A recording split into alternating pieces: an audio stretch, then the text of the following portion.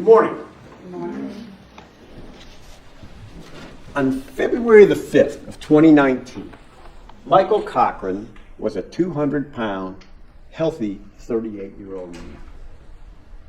By midday of February 6th of 2019, he had lost consciousness and he would never regain consciousness. He died in hospice care 5 days later, February 11th of 2019. How could this happen? Why did it happen?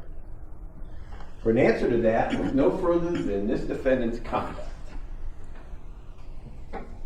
As you were told, the state has no direct evidence, the kind of stuff that makes TV shows exciting, the kind of stuff prosecutors love, jurors love. There is no DNA.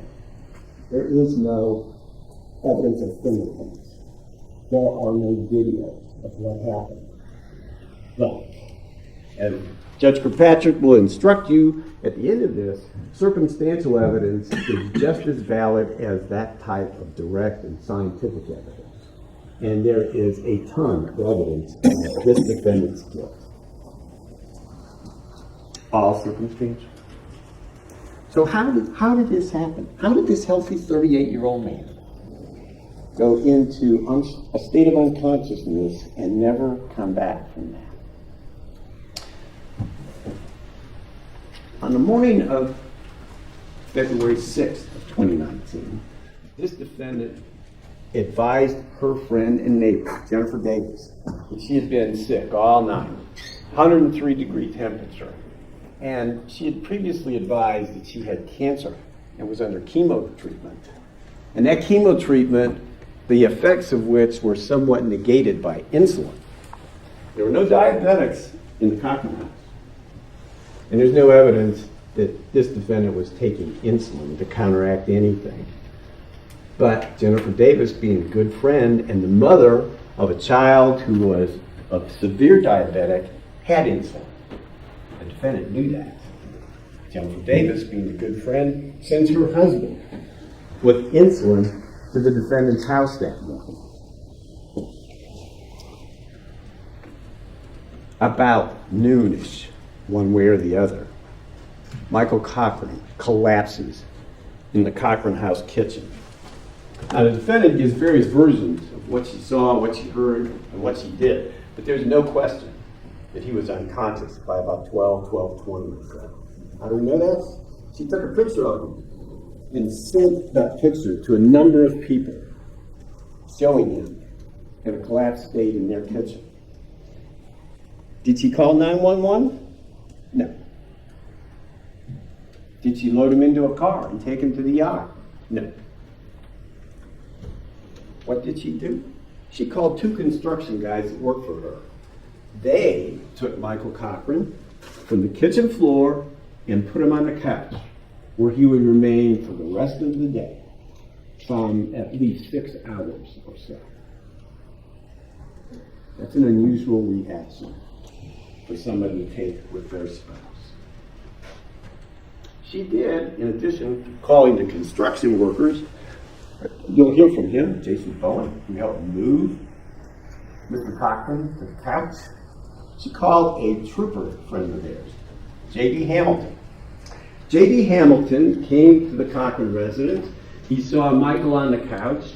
Michael was not conscious, and he was concerned. J.D. Hamilton is married to Stephanie Hamilton, and she is a physician's assistant. They get some medical attention. Stephanie Hamilton came to the house. She looks at Michael Cochran, and he tells her he needs to be checked.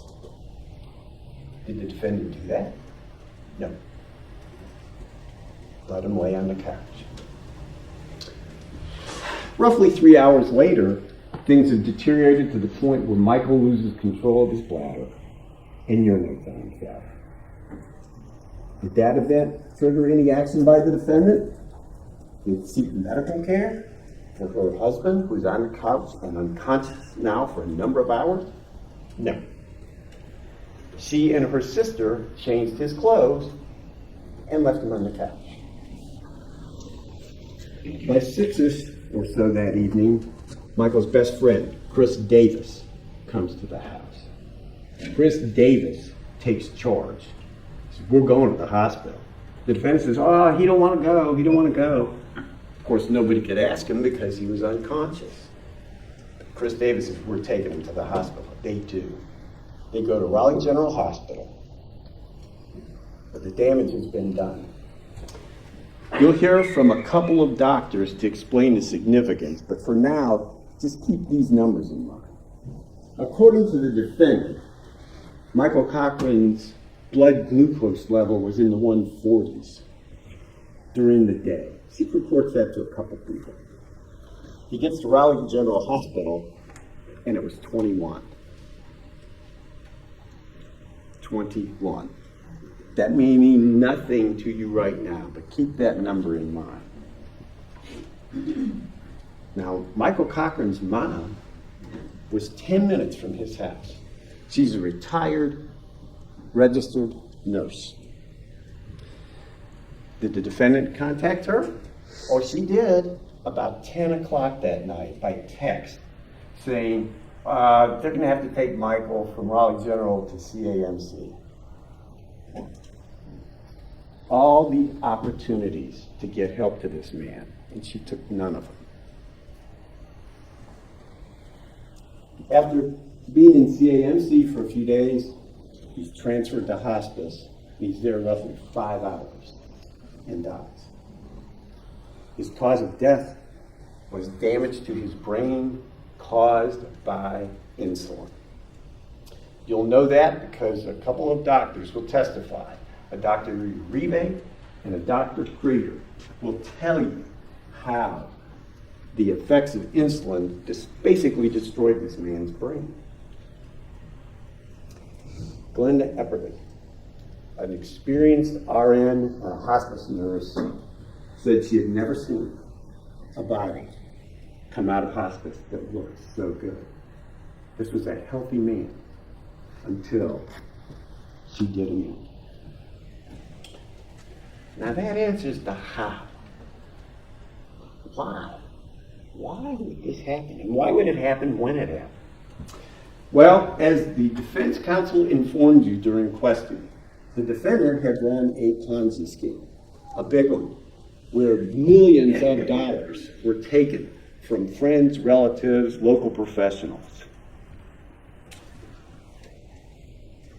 As many deceptions and lies as were told to her victims of the Ponzi scheme, Michael Cochran was told just as many.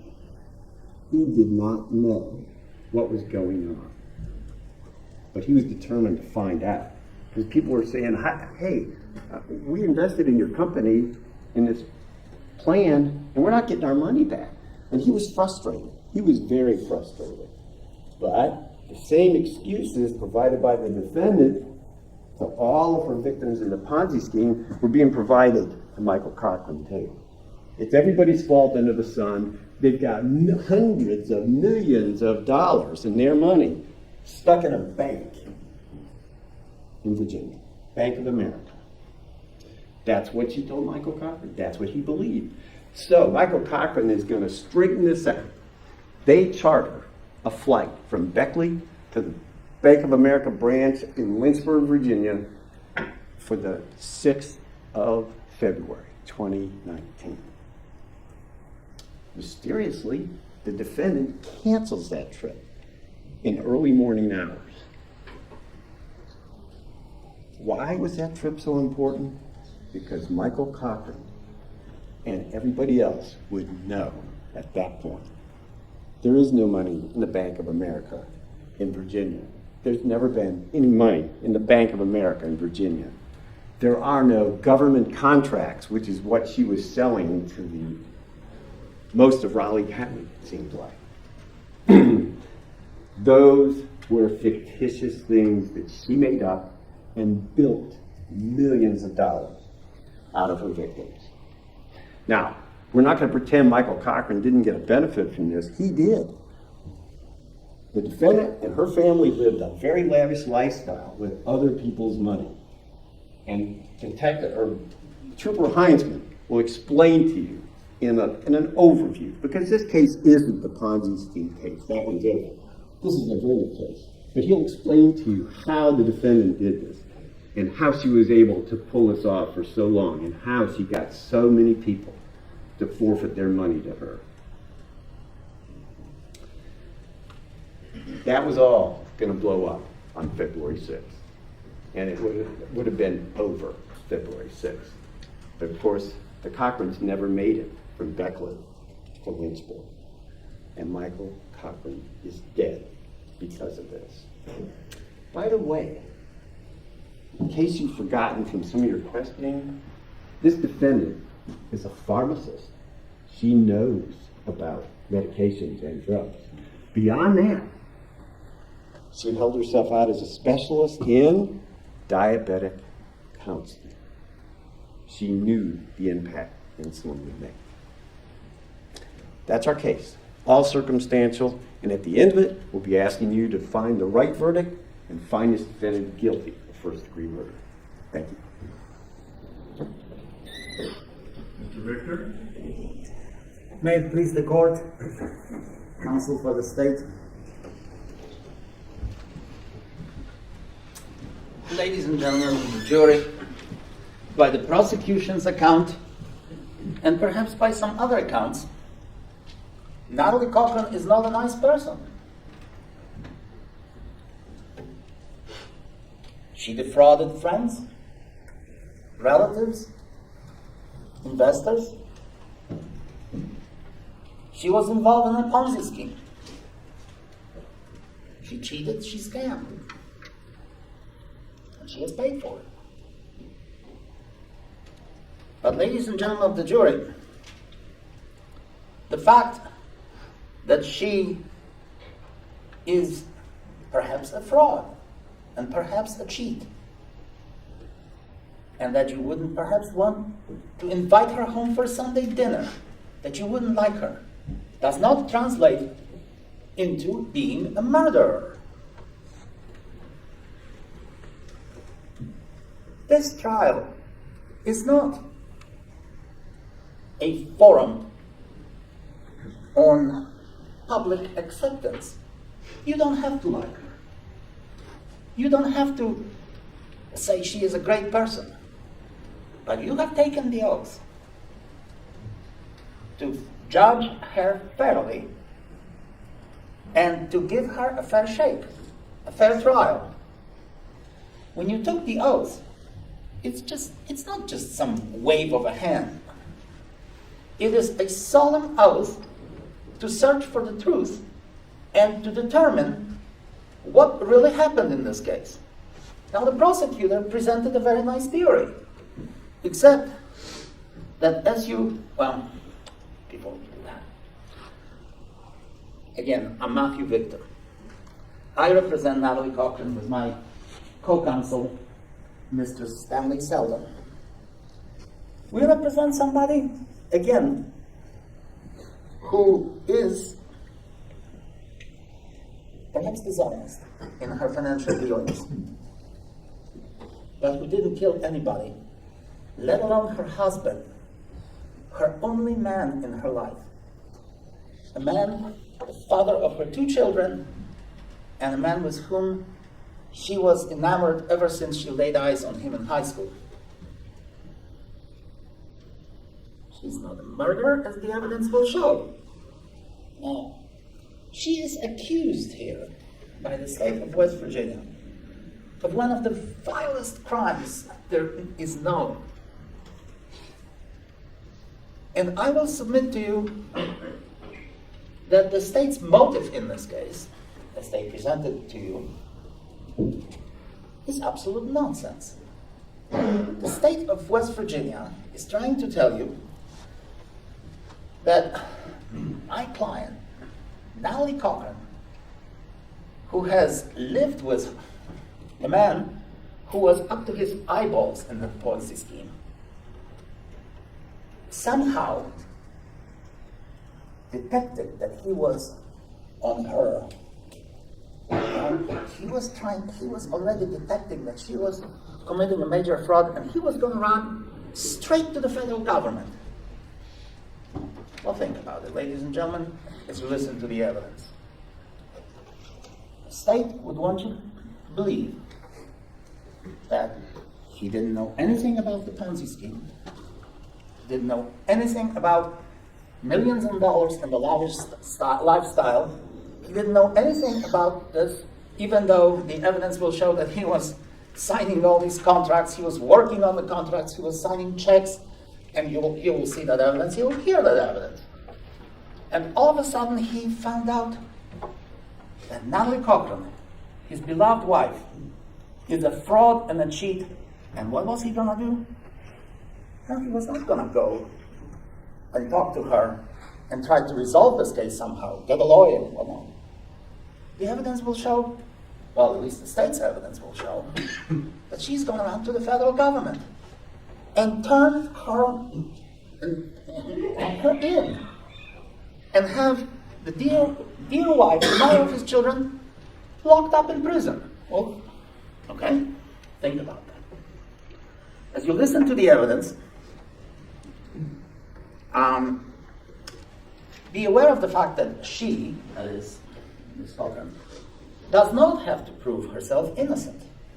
The state has the burden of proof, beyond a reasonable doubt, to demonstrate that Natalie Cochran killed her husband with premeditation, deliberation, and malice. And that, ladies and gentlemen of the jury, the evidence will show the state cannot do. They cannot do it. You will see exhibits, you will see documents here, consider it all. But what comes to mind immediately is that bottle of insulin. And I will submit to you that this is a smokescreen that the state is going to present to you. You will hear expert testimony and evidence that this type of insulin could not kill anybody. And for that matter, that the amount of insulin that may have been given to Michael Cochran would not kill him. The state will not tell you exactly what happened that day. Well, they will tell you what they believe happened that day after Mr. Cochran was allegedly shot with this insulin. But what they will not tell you is that if you are shot with a injection of insulin, you're not going to drop unconscious immediately. Think about what would happen if somebody injected you with insulin. Would you react? Would you call 911? Now let's think about it. Let's also think about the fact that the evidence in this case is not exactly what the state believed you to be. Mr. Cochran was a 38-year-old man who died, and the question still remains, what did he die of? You will hear medical evidence that Mr. Cochran was not a healthy 38-year-old man. In fact, to the contrary, between the late 2017 and the time of his death in 2019, he was in the hospital 4 times. For what? For life-threatening conditions. He was a ticking bomb, the evidence will show, health-wise. He suffered from a plethora of medical conditions that could easily end up his life. What's more, you will hear the evidence that Mr. Cochran fancied himself to be a bodybuilder. He wanted to be the Arnold Schwarzenegger, Mr. Universe. And what did he do in that regard? Mr. Cochran has imported, well, let's call it medication, from Mexico, online, from sources that were not approved by any FDA or any legitimate American government sources. And he was taking medication, steroids, that were not for human consumption. That there was some animal medication taken only by the animals. So consider that. Consider that. He was not a healthy man. He was in the hospital in 2017 for his back problems. Let's maybe even disregard that. But he was again in the hospital for mold exposure, with the symptoms similar to what happened to him in February of 2019. He hated the hospitals, the evidence will show. He told everybody that if they ever took him to the hospital, it would be a waste of money, and he would not want to stay in a hospital. But 2 days later, he was again in a hospital with the same conditions, even worse.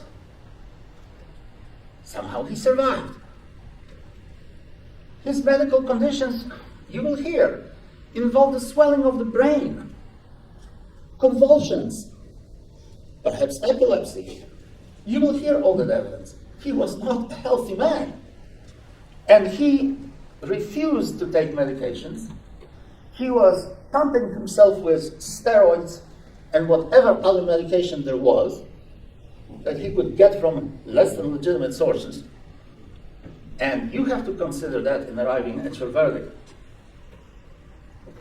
Secondly, the evidence will show that the state's medical evidence as such is going to be easily discredited by the expert evidence of people expert witnesses, who will tell you that this type of medication, what he had, could not have killed this man. And on top of that, the facts of the case are also different from what the prosecution told you. In fact, the insulin, you will hear about all this insulin. This is a smokescreen. The insulin that my client had in her possession was the insulin that Mr. and Mrs. Davis gave her repeatedly. Why? Because they had a diabetic son. And Natalie was an expert in administering that medication because their next door neighbor had a son who had diabetes 1. Sad to hear that, but that's the reality of it. It was not a one-time deal. She was in fact entitled to go to the pharmacy and get that medication, pick up the medication for Mr. and Mrs. Davis's son. So the fact that she had any insulin in her home is of no import. Furthermore, the state will present the evidence that they found a bottle of insulin in her home. We will, however, present to you that bottle of insulin was first of all full. So nobody took that insulin. Second of all, that insulin was found in the refrigerator 4 months after Mr. Cochran's death. That insulin is completely irrelevant, as the evidence will show. Now,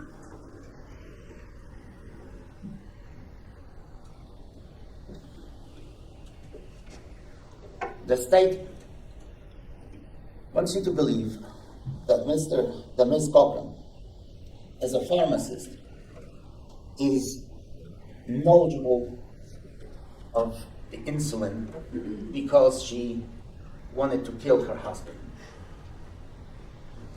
The evidence, however, will show that Ms. Cochran, as a pharmacist, is also known to have great knowledge of any other substances that could kill. Undetectable, untraceable. And so consider this evidence. Let's assume that the state is right on everything. Consider the fact that this cold-blooded killer borrows a murder weapon from a neighbor to kill her husband with the insulin that involves now a couple of witnesses. Then she places that medicine in her refrigerator, the evidence of the crime apparently according to the state, for 4 months. And then she somehow does not use any other substances that she knows of because she is a pharmacist. That theory is absurd, ladies and gentlemen. Jury. And now, the kicker. She has an absolute power to hide the evidence. And the evidence will show that she had never cremated her husband. So he was exhumed, his body was exhumed, so that the state could prove something, which the state cannot, but at least they tried. And we will submit to you that if she had cremated the late Mr. Cochran's body, there would have been no case. There would have been any case. Now, you will hear the evidence about her chemo treatment. You will hear the evidence about her health. And, ladies and gentlemen of the jury, after all of that, you will come to the realization that the state's case doesn't make any sense. And you will not be able to answer your own question, perhaps. What did this man die of? Certainly not the insulin injection. And the evidence will also show that Mr. Cochran, by the state's own admission, was enjoying the benefits of Ms. Cochran's fraud. Well, that's another red herring. He was involved in the Ponzi scheme. He knew about multi-million-dollar purchases, the toys, the houses, trips to Paris, trips to Hawaii, expensive, lavish lifestyle. And you have to ask yourself at the end of the case, he didn't know about it? Really? He didn't know how this money was generated? He who wrote all the contracts for the government, for the non-existing purchases? If you cannot answer these questions, then you have to acquit the defense. This is a complex case, ladies and gentlemen of the jury. But it's built by the state of West Virginia on conjectures and innuendos. It is rich